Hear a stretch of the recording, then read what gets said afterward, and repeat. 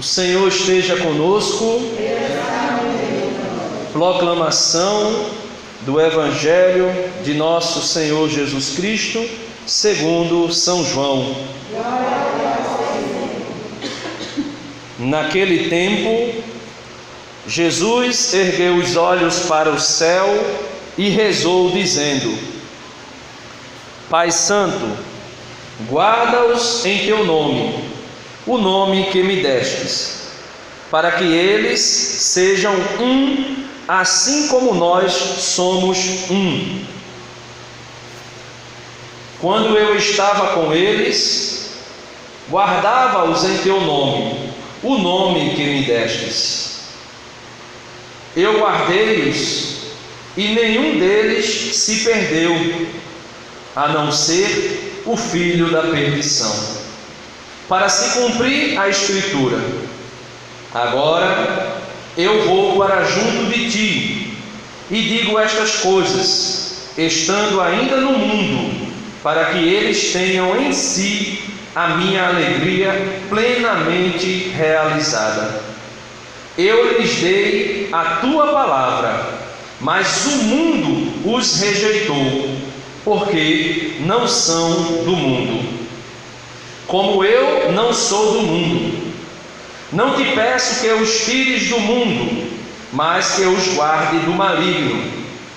Eles não são do mundo, como eu não sou do mundo. Consagra-os na verdade. A tua palavra é a verdade. Como tu me enviastes ao mundo, assim também eu os enviei ao mundo. Eu me consagro por eles, a fim de que eles também sejam consagrados na verdade. Palavra da salvação.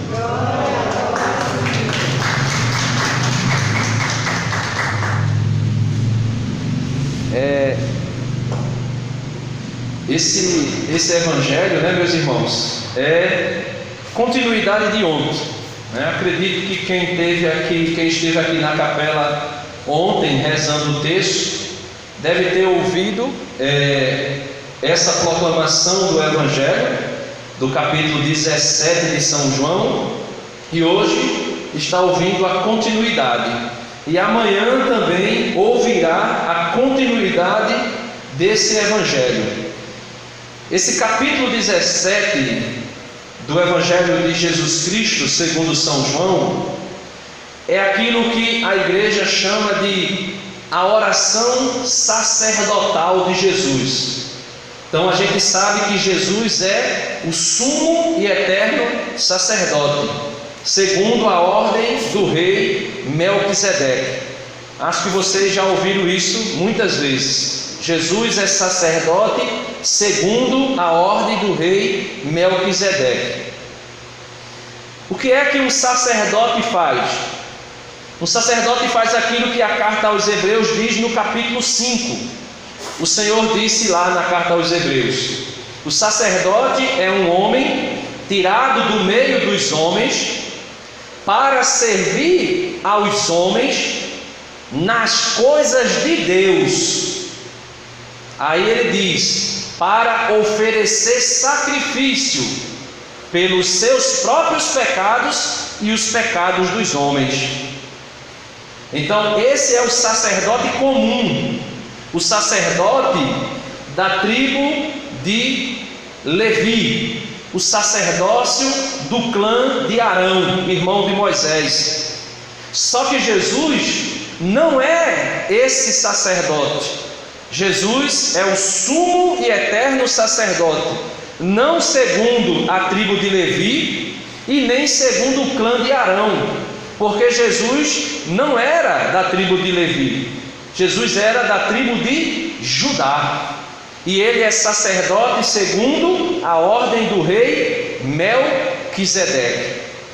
Os sacerdotes da tribo de Levi e do clã de Arão, eles ofereciam animais, touro, bode, rolinha, para Deus, para o perdão do pecado dos homens. Mas foi percebido durante toda a história da salvação que esses sacrifícios de animais não era suficiente para aplacar a ira de Deus, para perdoar o pecado dos homens.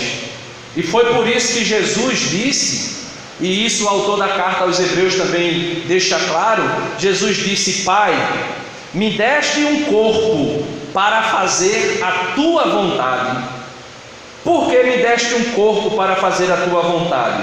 Porque era necessário um sacrifício perfeito, um sacrifício santo, um sacrifício sem defeito algum para aplacar a ira de Deus, para salvar a humanidade, para nos resgatar do reino das trevas, como diz o apóstolo Paulo, e nos introduzir no reino de luz, que é o reino de Cristo.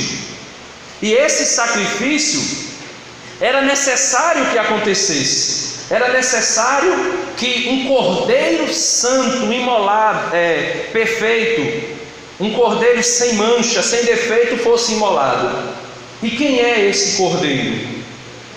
Jesus. Quando Jesus aparece no Rio Jordão para ser batizado por João Batista, João Batista, avistando Jesus, diz: Eis o Cordeiro de Deus que tira o pecado do mundo.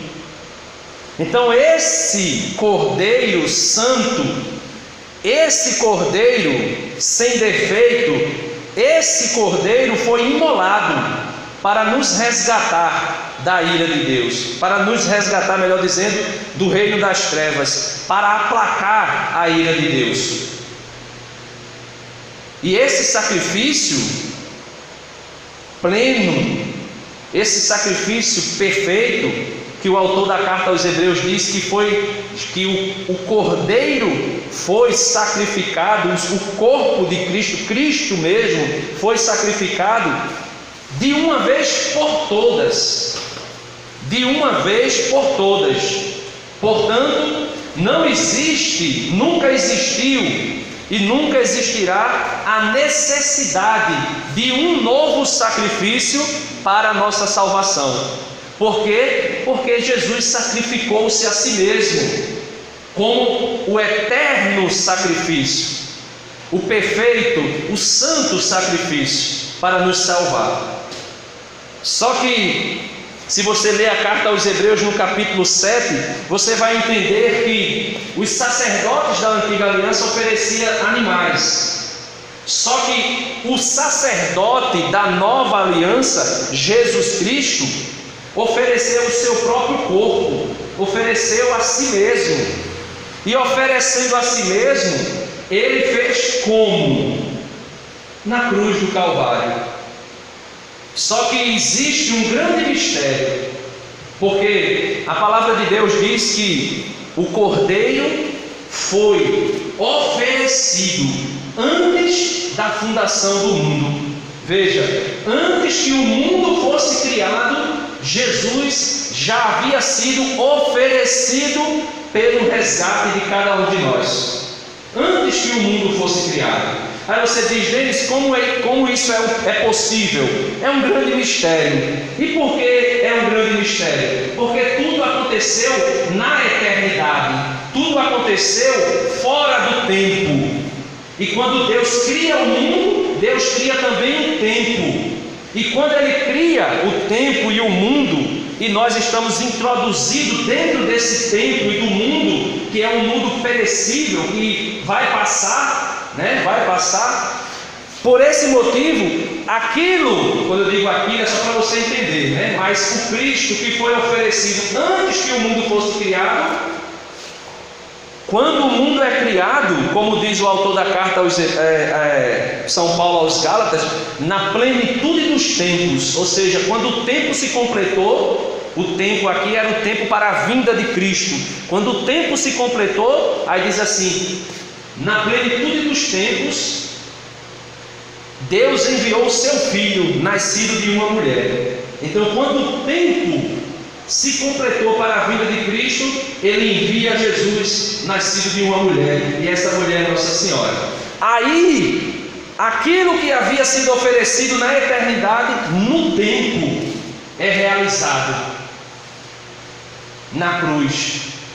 Só que existe outro grande mistério. Antes de acontecer na cruz, na sexta-feira da paixão, ele acontece antecipadamente na quinta-feira santa, quando Jesus pega o pão e o vinho e diz: isto é o meu corpo, isto é o meu sangue, o sangue da nova e eterna aliança. Isso aconteceu na quinta-feira. Na sexta-feira acontece de forma cruenta, com derramamento de sangue, e depois que Jesus ascende aos céus, continua acontecendo assim como aconteceu na quinta-feira santa, todas as vezes que é celebrado a missa. Todas as vezes. É um grande mistério. Todas as vezes que a igreja, na pessoa do padre, do presbítero ou do bispo, realiza a transubstanciação, acontece a mesma coisa que Jesus fez na quinta-feira santa e que foi feito no Calvário. Só que no Calvário foi com derramamento de sangue. O sangue de Cristo foi derramado. Na quinta-feira santa foi incruento, sem derramamento de sangue. Aí você diz: Denis, tu está dando um nó na nossa cabeça. Aquela ceia, aquela última ceia, não foi uma brincadeira, não foi um faz de conta, não foi uma simbologia. Jesus ali oferece o seu corpo e o seu sangue de forma incruenta, ou seja, sem derramamento de sangue. E por que Jesus oferece o seu corpo em forma de pão e vinho? Por quê? Ele é sacerdote segundo a ordem de quem? Melquisedeque. Ele é sacerdote segundo a ordem de Melquisedeque. Se você for lá em Gênesis, capítulo 14, versículo 18, vai dizer assim: Melquisedeque, depois de receber o dízimo de Abraão, ofereceu ao Senhor pão e vinho. Os sacerdotes da antiga aliança ofereciam animais. O sacerdote Melquisedeque, sacerdote para a eternidade, oferecia pão e vinho. E Jesus, por isso Deus deixou revelado para nós que Jesus era sacerdote segundo a ordem do rei Melquisedeque. E quando ele fosse oferecer na liturgia da missa o seu corpo e o seu sangue, ele iria oferecer em pão e vinho. Pode pegar sua Bíblia, Gênesis 14, versículo 18. Melquisedeque ofereceu a Deus pão e vinho. Nenhum outro sacerdote da antiga aliança ofereceu pão e vinho, somente Melquisedeque. E é por isso que Jesus é sumo e eterno sacerdote segundo a ordem do rei Melquisedeque.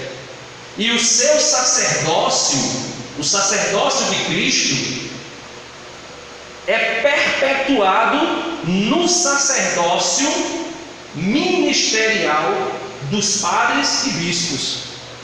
Quando o padre oferece pão e vinho, ele está oferecendo corpo e sangue de Cristo, de forma incruenta, não tem derramamento de sangue.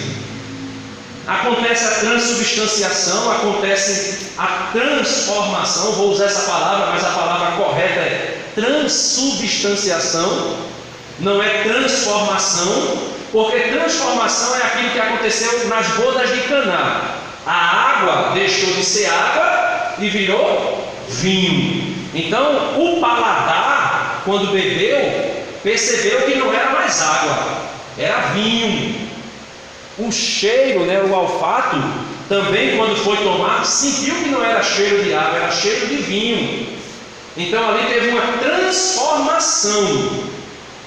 No altar acontece a transubstanciação, ou seja, não se transforma a matéria, o acidente, como é melhor dizendo, não se transforma aquilo que a igreja chama de acidente, a matéria visível, se transforma, se transubstancia a substância, aquilo que está por debaixo da matéria. Quando a gente olha para a Eucaristia, a gente vê pão.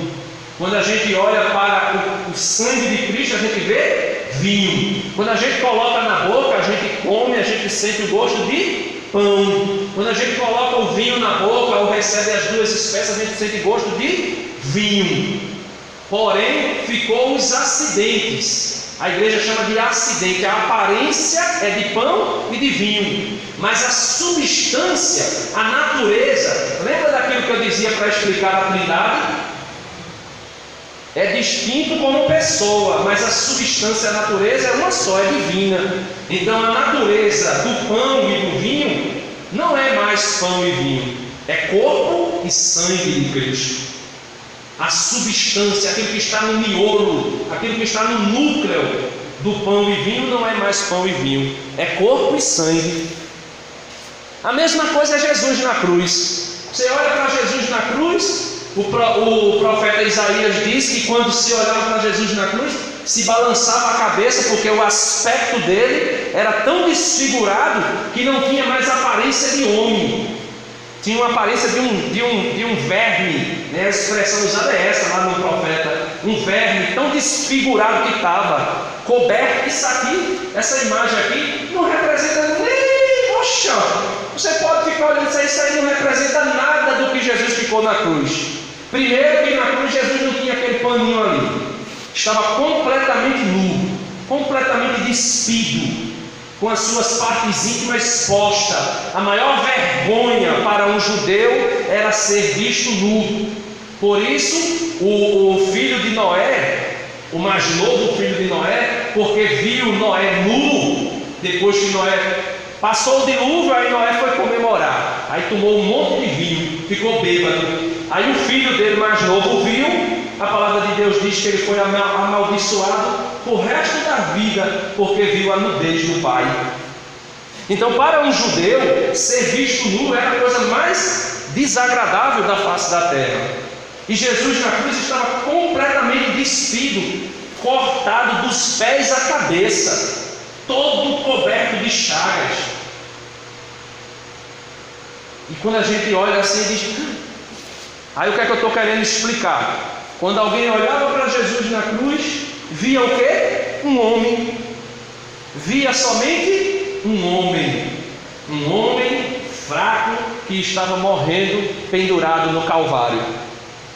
E de antemão era um homem, não somente um homem, mas era um homem maldito. Denis, que é isso, está blasfemando? Não. Se você pegar a carta de Paulo aos Gálatas, no capítulo 3, no versículo 13, vai dizer: maldito é todo aquele que foi suspenso no madeiro. Todo aquele que foi pendurado no madeiro é maldito. E lá diz assim: Cristo nos resgatou da maldição da lei, porque está escrito: todo aquele que é suspenso no madeiro é maldito. Então Jesus se fez maldição por amor a nós. Aí o que é que eu quero dizer com isso? Eu quero dizer que quando você olha para o pão e o vinho, você não consegue ver corpo e sangue se não for pela fé. A mesma coisa, aqueles homens que estavam diante do Calvário e que olhavam para Jesus na cruz, via somente um homem.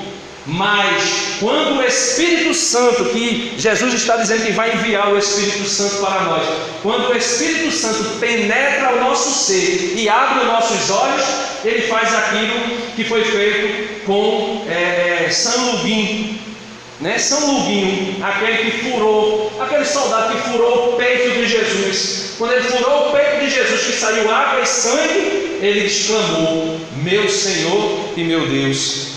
Ele reconheceu que era Deus que estava na cruz, na pessoa do Filho, claro, sim, mas era Deus. Somente o Espírito Santo pode nos revelar que por debaixo daquele homem, né, que estava na cruz chagado, ali não estava somente um corpo, uma matéria, estava a segunda pessoa da Santíssima Trindade, Deus de Deus, luz da luz, Deus verdadeiro de Deus verdadeiro.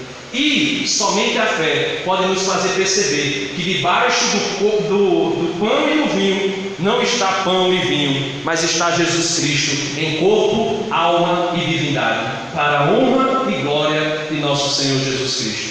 Então peçamos ao Senhor a graça do Espírito, porque somente por meio do Espírito Santo nós iremos permanecer na verdade. Jesus disse: para que eles permaneçam na verdade. O Evangelho de hoje diz: a tua palavra é a verdade.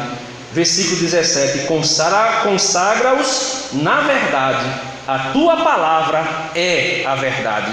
A verdade é a palavra de Deus, meus irmãos, não é o que o mundo está dizendo.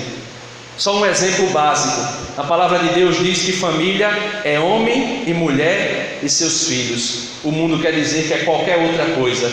Fique com a palavra de Deus. A palavra de Deus é a verdade. Amém.